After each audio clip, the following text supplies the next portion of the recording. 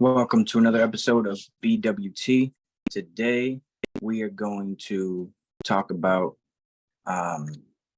the second half starting up. We will give you the league leaders so far midway through the season. And then I will give you the midway awards. Then I'm going to talk about the Yankees' next three series. And to finish it off, we will talk about who is going to get traded. There's a couple guys that I want to talk about, but let's get started. So,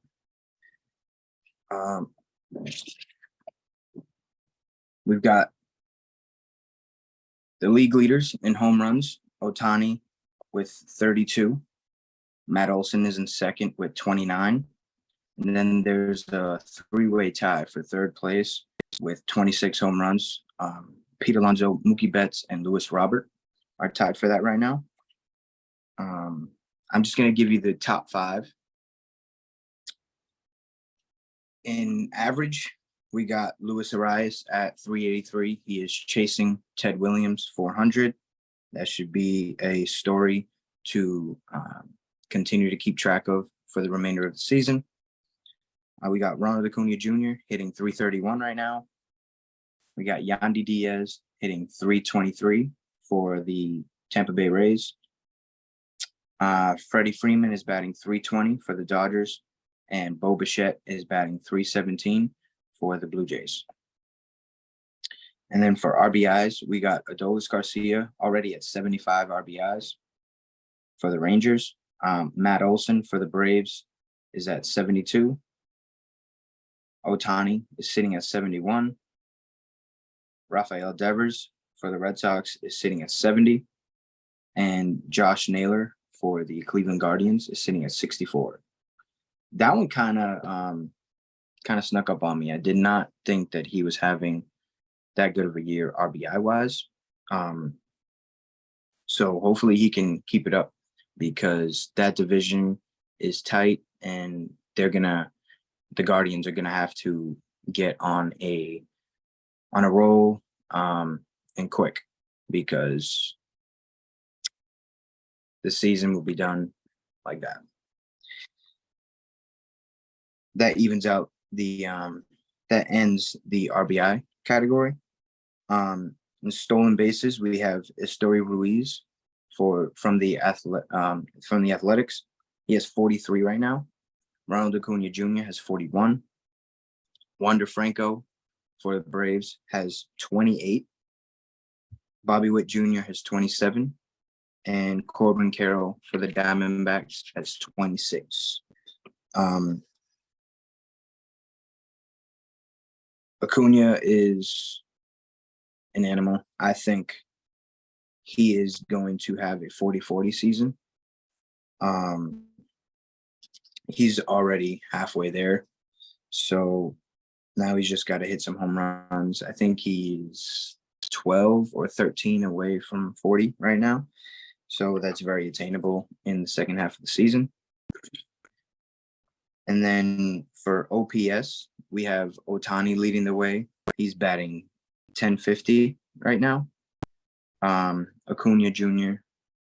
and OPS is on base plus slugging. And slugging is when you hit for extra base hits, so doubles, triples, and home runs. Acuna is 990 right now. Mookie Betts is at 965. Freddie Freeman is at 952. And Matt Olson is at 927. Now we go to pitching. The ERA leaders are Framber Valdez from the Astros. He has a 2.51 ERA. Shane McClanahan has a 2.53 ERA. Clayton Kershaw has a 2.55. Justin Steele for the Cubs has a 2.56. And Nathan Eovaldi for the Rangers has a 2.83. Now we go to strikeouts. Spencer Strider has 166 strikeouts leading the way. Kevin Gausman has 153. Pablo Lopez for the Twins has 138. And we have a two-way tie for fourth with Ohtani and Blake Snell having 132 strikeouts this year. Batting average against Ohtani is leading the way with batters hitting 189 against him. Tyler Wells from the Orioles has a batting average against him at 193. Blake Snell from the Padres, hitters are hitting 200 against him. And he's been on a roll. He's been on another planet this last month. Before the All-Star break, he's been K'ing guys left and right, just doing what he has to do to help that Padres team any way that he can. We got Stroman. Hitters are hitting 205 against him. And then Spencer Strider has hitters hitting 206 against him. And for saves, Alexis Diaz, brother of Edwin Diaz, he has 26, tied for the lead right now. There's a three-way tie for the lead with him, Camilo Doval from the Giants, and Jordan Romano from the Blue Jays with 26 saves. Emmanuel Clase has 25 for the Guardians, and Felix Bautista has 23 for the Orioles. I expect these guys to continue to be in the top five of all of these categories because they've been consistent throughout the entire year. And if they don't get injured, I only see them getting better throughout the year.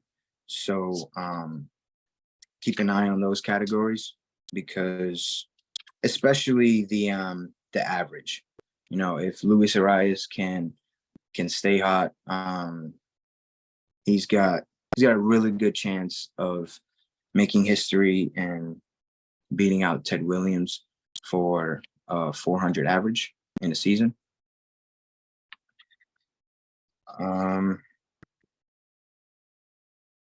Let's get into the Midway Awards. So we've got the AL MVP. I have Ohtani winning that. He's batting .302 with 32 home runs and 71 RBIs. Never mind whatever he's doing on the mound.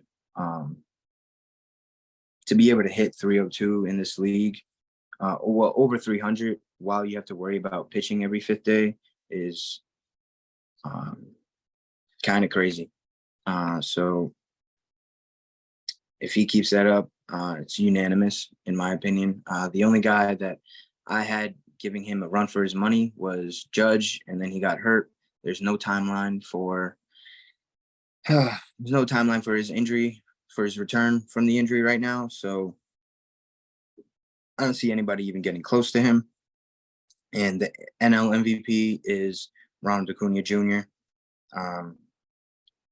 He is batting .331 with 21 home runs and 55 RBIs. So he needs 19 home runs to get to the 40-40 club. The AL Cy Young, I just went based off. This is solely off bias for me because I know Shane McClanahan is having a great season. But I want to see a Yankee win something, you know. So I'm gonna give Garrett Cole the nod. He is 9-2 with a 2.85 ERA. He's pitching with a lot better command this year.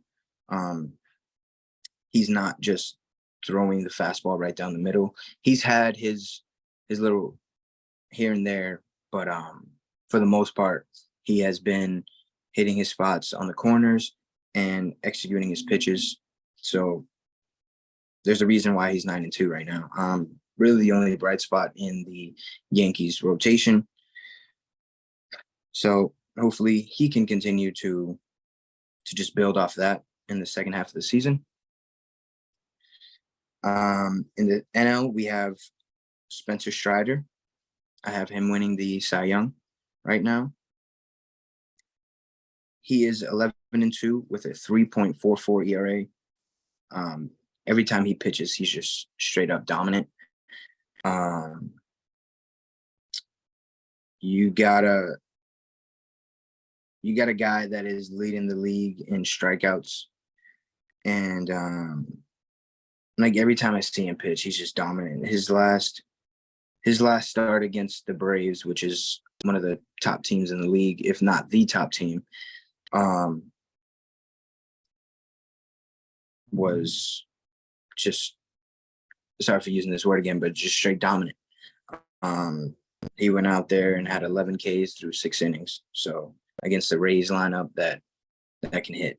So that's why I got him as the NL Cy Young winner right now. The AL Rookie of the Year is, to me, right now, Masataka Yoshida. He's batting .316 with 10 home runs and 44 RBIs. He got snubbed in the All-Star game. There's no reason why someone is batting .316 in their first half of the season and does not get the nod for the All-Star game. In the NL, Corbin Carroll is running away with that.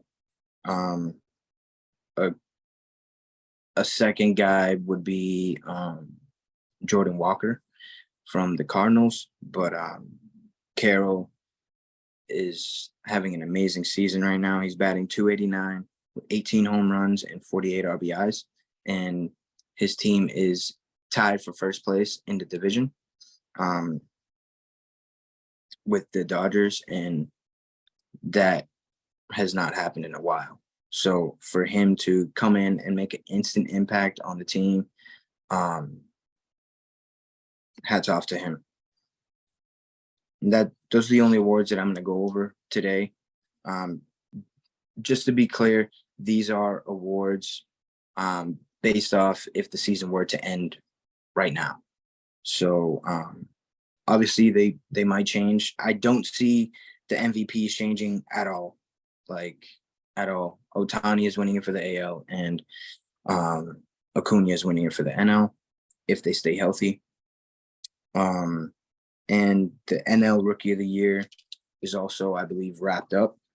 Corbin Carroll has got that. And the Rookie of the Year in the AL, Yoshida's got it right now, but watch out for Anthony Volpe. He figured something out in his swing, and if you guys have been keeping up with the Yankees, there's a thing where he went out to dinner with Austin Wells, which was his teammate down in AAA. He's a catcher, and they were sitting at dinner eating chicken parm, and they were just looking at video about Volpe's swing, and they made a couple changes. And when Volpe made those changes in the game, he's been exactly what I thought he was going to be. Offensively, he's batting .300 with some home runs, and he's having better at bats.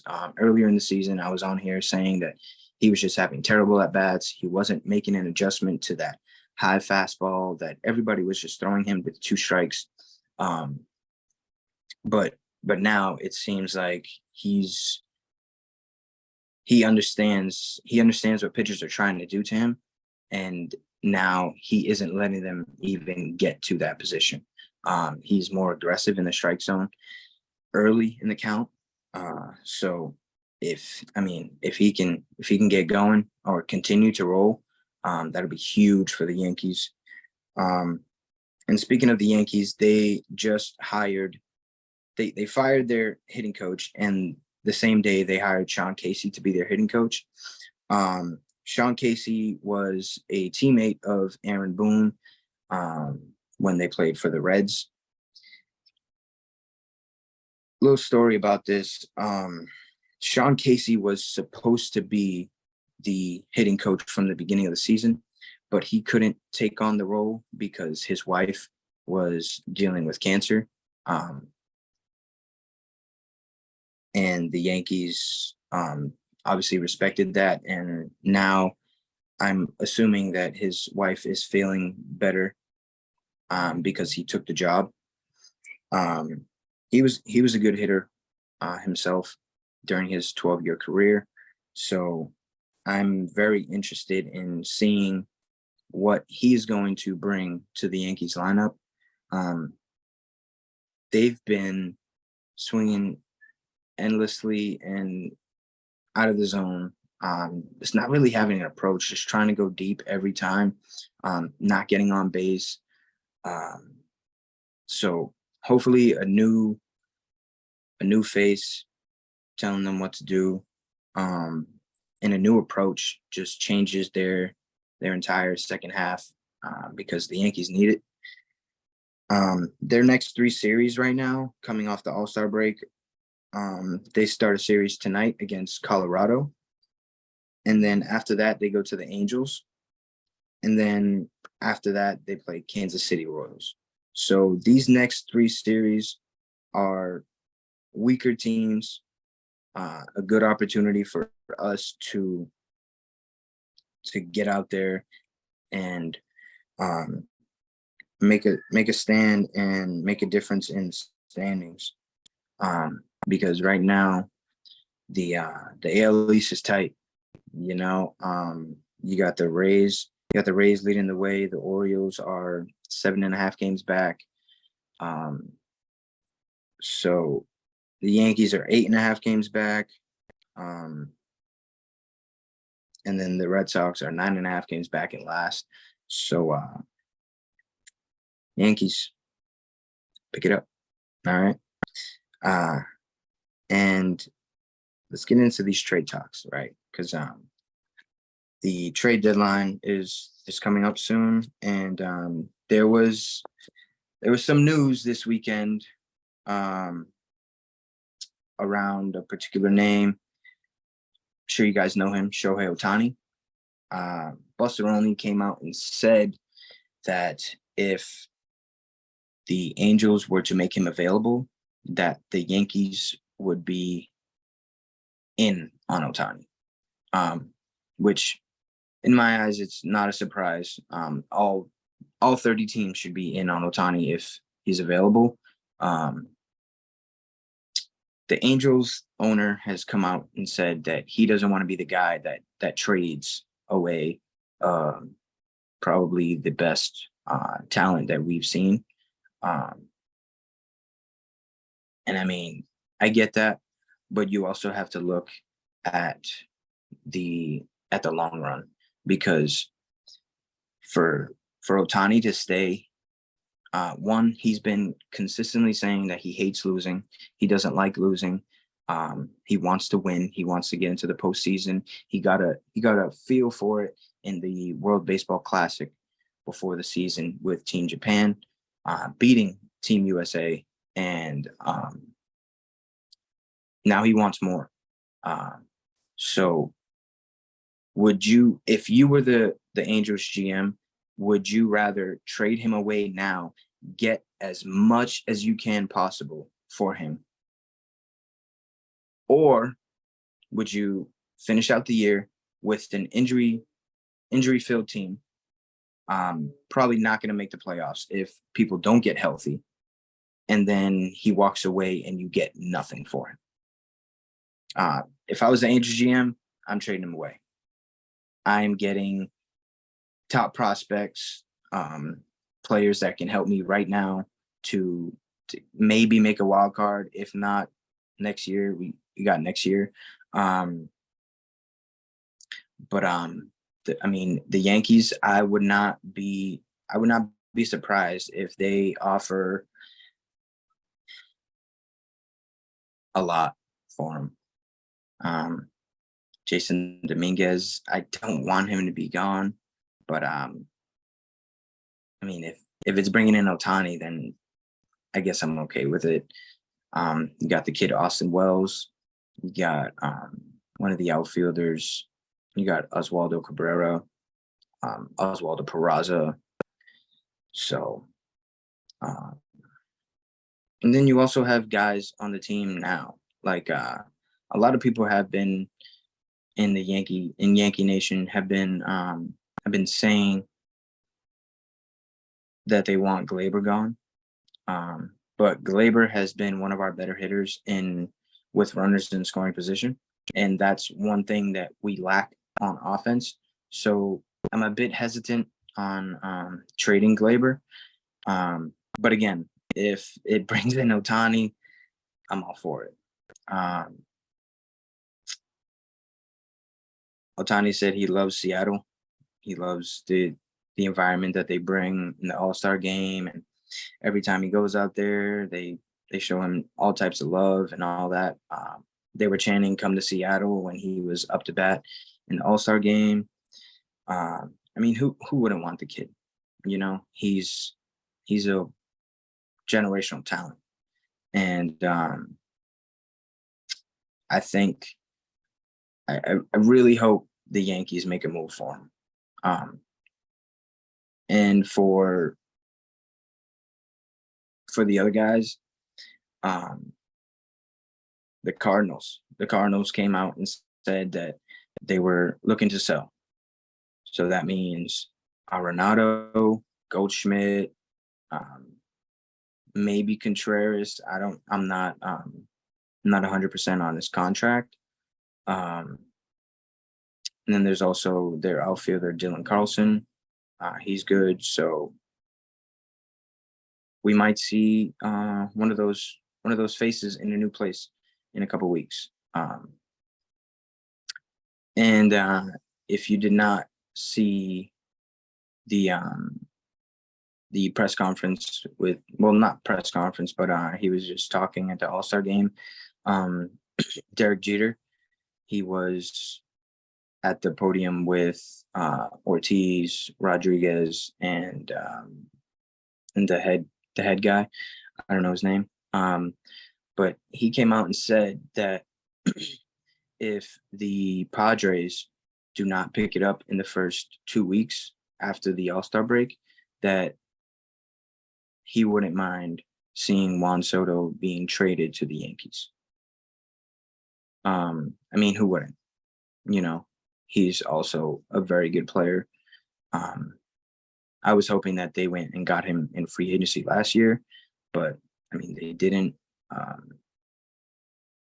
And another guy to keep an eye on is Cody Bellinger, right? I want him to come to the Yankees, but he might be on the move somewhere. And also Jock Peterson might be on the move. And Chris Bryant from the Rockies. Those are 4 or 5 guys that I think are going to be in different locations in the next couple of weeks for the remainder of the season. And that's all I got for you guys today. I hope you guys are staying safe. For the last words today, guys, it's okay not to be okay. You know, I'm a big advocate for mental health. Always reach out to somebody, even if you think you're annoying or something like that. People will look out for you. So if you ever need anybody to talk to, I'm here. You can reach me on Instagram, _Macardo. But other than that, guys, I hope everybody's staying safe, healthy. Peace.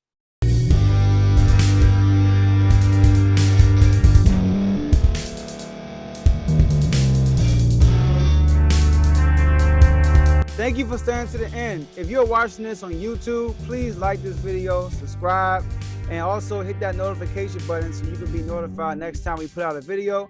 If you're listening on any podcast platform, subscribe and hit that notification button, y'all, so you can be notified we put out another podcast audio.